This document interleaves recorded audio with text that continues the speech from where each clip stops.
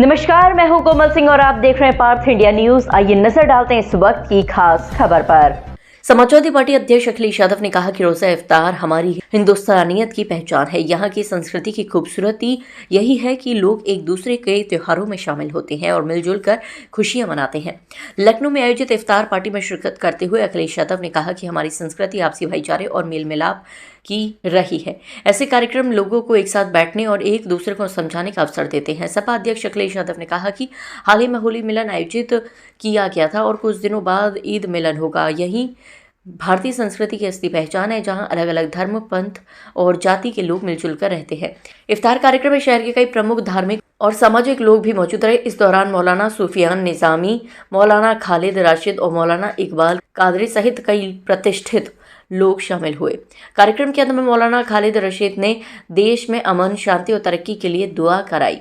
इस मौके पर मीडिया से बातचीत में अखिलेश यादव ने राष्ट्रीय राजनीति पर भी अपनी टिप्पणी की। उन्होंने कहा कि जो लोग राजनीति में को समझते हैं उन्हें पहले दिन ही पता था कि भारतीय जनता पार्टी आगे क्या कदम उठाएगी। उन्होंने कहा कि आदरणीय नीतीश कुमार को हम सब मिलकर प्रधानमंत्री बनाना चाहते थे, लेकिन अब परिस्थितियां बदल गई हैं। जो लोग राजनीति को समझते हैं उन्हें पहले दिन ही पता था कि भारतीय जनता पार्टी क्या कदम उठाएगी, और ये बात पहले भी कही गई थी कि आदरणीय नीतीश कुमार जी को हम सब लोग मिलकर के प्रधानमंत्री बनाना चाहते थे, लेकिन वो अब एज ए मुख्यमंत्री रहे।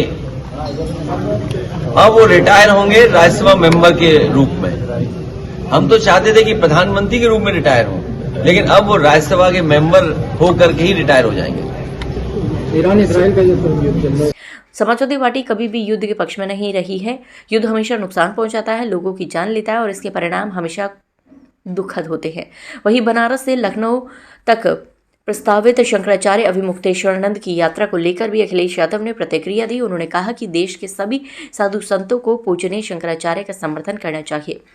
शंकराचार्य के प्रति एकजुटता की अपील। उनका कहना था कि जिस तरह से सरकार द्वारा शंकराचार्य का अपमान किया गया और उन पर मुकदमे दर्ज हुए, उनसे उन्हें काफी पीड़ा हुई होगी।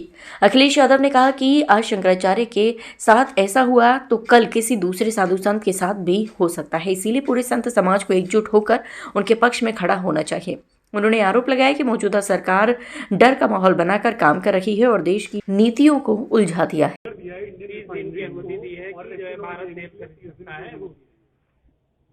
देखिए, विदेश नीति पे हमसे चर्चा मत कराओ। विदेश नीति जो दिख रही है वो नहीं है। अंदर ही अंदर कहां हाथ किससे मिले हुए किसी को नहीं पता। और कारोबार से हम लोग जुड़ गए हैं। कितने बड़े पैमाने पे हम कारोबार से जुड़े हैं। चीन से हम कितना कारोबार कर रहे हैं, फ्रांस से हम कितना कारोबार कर रहे हैं, रशिया से हम कारोबार कर रहे हैं, अमेरिका से हम कितना बड़ा कारोबार कर रहे हैं, यूरोप में हम कई देशों से फ्री ट्रेड एग्रीमेंट कर लिए हैं, पड़ोसी देशों से हमारे दूसरे तरह के संबंध हैं। इसलिए विदेश नीति और आर्थिक नीतियां साथ साथ चल रही हैं।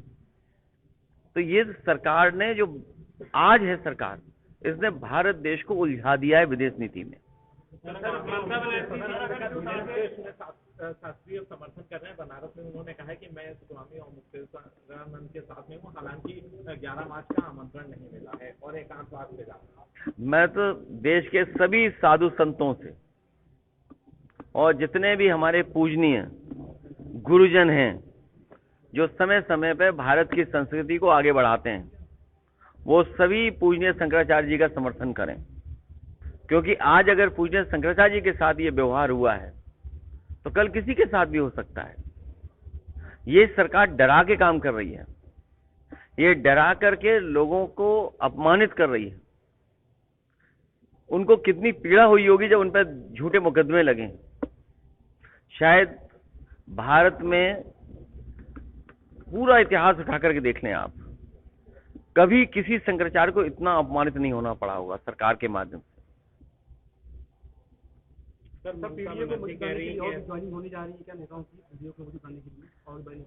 पीडीए परिवार बढ़ता रहेगा। जितने जो पीड़ा से बंधे लोग हैं वो सब पीडीए में आ रहे हैं। सर, पश्चिम बंगाल के जो राज्यपाल हैं उन्होंने इस्तीफा दे दिया है, तो कैसे देख रहे हैं? ममता बनर्जी ने भी इस पे बंगाल के चुनाव के बाद और यूपी के चुनाव के बाद ये तो इस्तीफे कम हुए हैं। न जाने कितने इस्तीफे होंगे, देखना। आज के लिए बस इतना ही। ऐसे ही देश और दुनिया की तमाम छोटी बड़ी खबरों को देखने के लिए जुड़े रहिए पार्थ इंडिया न्यूज से, हमेशा सच के साथ। नमस्कार।